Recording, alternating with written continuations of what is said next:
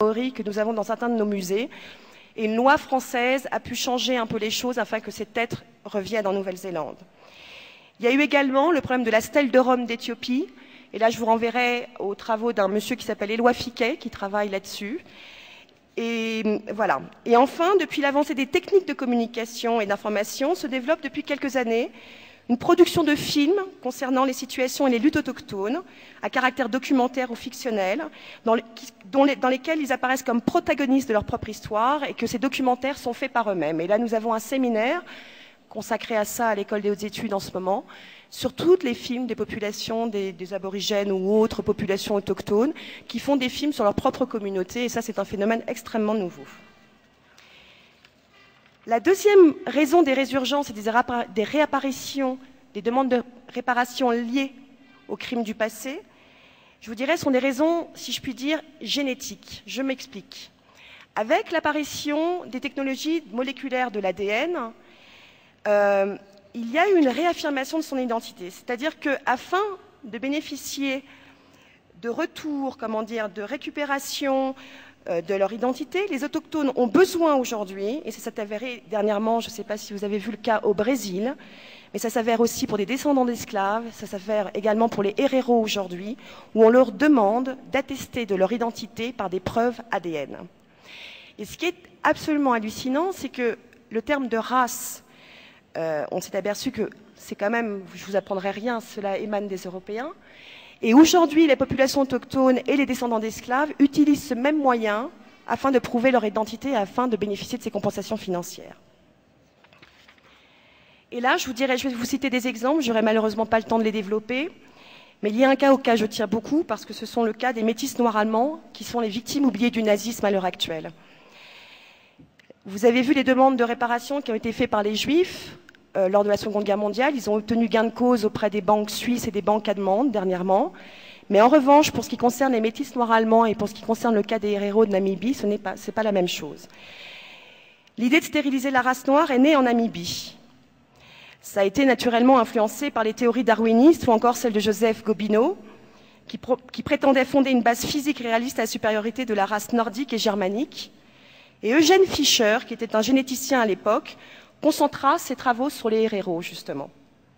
Et particulièrement sur les métis, car c'était la pire des menaces du mélange racial dans cette colonisation allemande.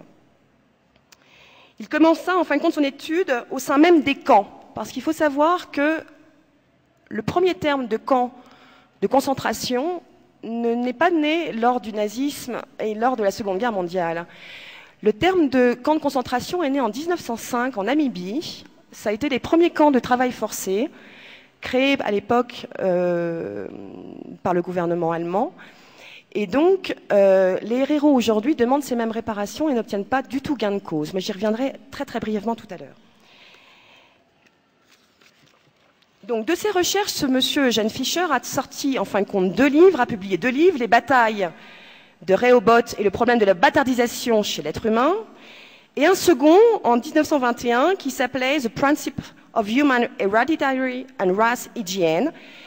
Et il élabore comme ça, c'est lui qui a en fin de compte élaboré l'idéologie nazie, faut savoir ça. En 1908, à la fermeture des camps, les mariages interraciaux sont interdits ou annulés, et les Allemands concernés sont déchus de tous leurs droits civiques. Au lendemain de la guerre 14-18, l'obsession de la pureté de la race blanche s'intensifie, surtout lorsque, dépossédée de ses colonies d'Afrique, l'Allemagne voit la Rhénanie occupée par les troupes de soldats des colonies africaines françaises. Humiliation extrême pour les Allemands, qui déjà au traité de Versailles, ils avaient demandé d'exclure ces soldats des combats. Alors comment supporter leur présence en tant que gardiens de l'autorité d'occupation en Rhénanie et comment tolérer qu'ils puissent donner des ordres aux populations blanches considérées comme supérieures? Pendant les années 20, toute une politique de propagande a été menée contre les soldats noirs des troupes coloniales, en particulier les tirailleurs sénégalais, qui demandent réparation aussi aujourd'hui, car ils ont une pension qui est moindre que les combattants français. Et aujourd'hui également, ils ont obtenu gain de cause pour avoir la même pension d'anciens combattants que les combattants français de l'époque. La campagne contre la honte noire, aidée dans sa diffusion par des associations nationalistes, des journaux, des ligues féministes, diffuse l'image du soldat noir en le rapprochant naturellement à l'image simiesque, à l'image d'un être avide de pulsions sexuelles incontrôlables, à tel point que pour assouvir son engouement, le soldat noir agresse des femmes, agresse des enfants. Le soldat noir incarne également le porteur de maladies wernériennes ou autres épidémies, qu'ils soient exotiques ou non. Au nom de cette loi et au risque que les soldats noirs désobéissent aux lois interdisant les relations interraciales, Hitler préféra donner l'ordre d'en stériliser un grand nombre, sur les quelques 25 000 qui vivaient en Allemagne en 1935, et de les déporter dans des camps de travail forcés. Fin 1937, au moins 400 métis, nommés péjorativement les bâtards rhénans, ont été stérilisés et 400 autres disparaissent dans les camps.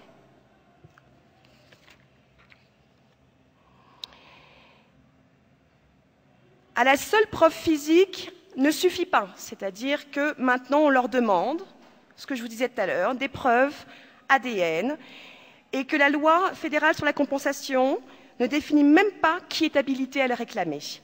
S'ajoute à cela une indifférente honnêteté du gouvernement allemand qui ne facilite en rien à résoudre la question du dédommagement. Je pourrais également vous parler à propos des métis qui n'ont pas été stérilisés, mais qui, au nom de la race aryenne et au nom de Keep Australia White, ont enlevé énormément d'enfants aborigènes à leurs familles afin de les mettre dans des familles blanches. Et aujourd'hui, ces enfants et les familles dont on a enlevé ces enfants-là ont aujourd'hui porté également une demande de réparation auprès de l'ONU afin que leur soit restituée une compensation financière et on en est à un stand-by complet pour l'instant. Alors, pour la stérilisation, ça vous le connaissez, je ne vais pas revenir là-dessus, mais je vois que les mentalités n'ont pas beaucoup bougé, puisque sous le gouvernement de Fujimori, si je ne m'abuse, une grande partie des femmes indiennes ont été également stérilisées, pour une raison soi-disant de politique de santé publique.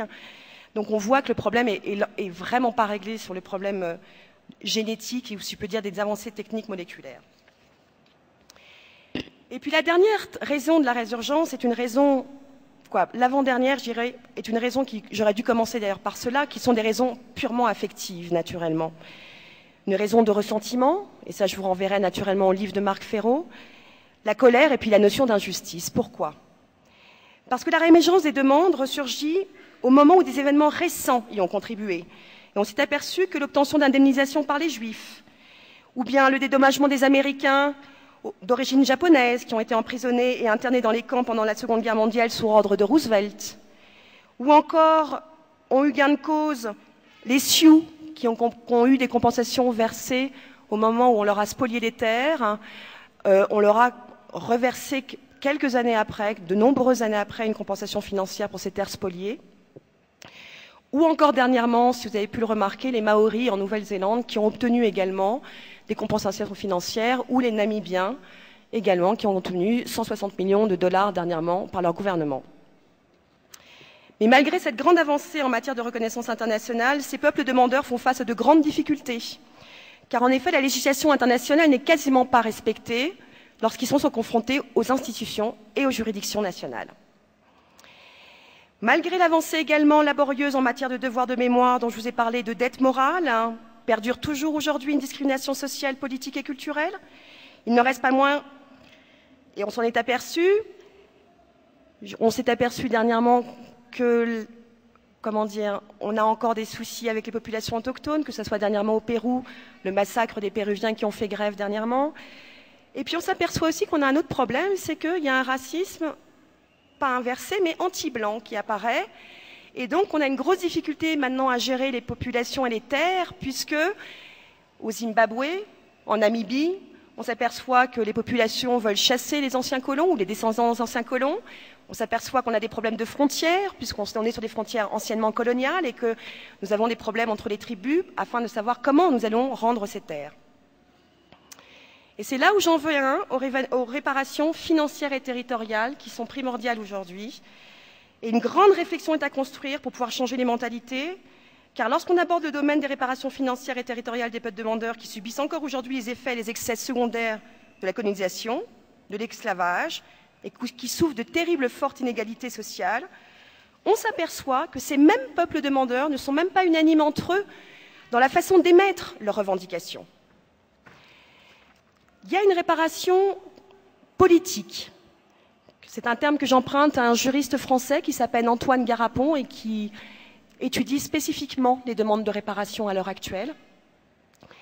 Et on s'aperçoit que les gouvernements cherchent des moyens concrets et positifs pour éliminer définitivement les traces d'injustice historique, toujours présentes dans les populations. Discrimination positive, vous avez dû en entendre parler, questions sur l'identité nationale, intégration, assimilation, font moult de débats aujourd'hui.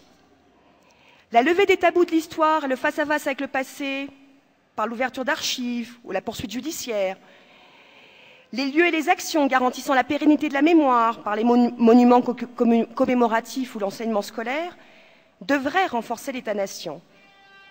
Mais en ce moment, par exemple en France, sous le gouvernement de Sarkozy, nous avons de grosses difficultés parce qu'on remet en cause l'histoire par l'État et par la loi, ce qui, à mon avis, est une pure ineptie. Et dernièrement, en 2005, M. Sarkozy a eu l'idée de vouloir proposer une loi sur le rôle positif de la colonisation, qui a fait chez nous un tollé général. Marc Fesneau a même dû intervenir auprès de l'Assemblée nationale afin de marquer son désaccord et de dire que c'était absolument stupéfiant de pouvoir, qu'il fallait quand même lire l'histoire avant de promouvoir ce type de loi.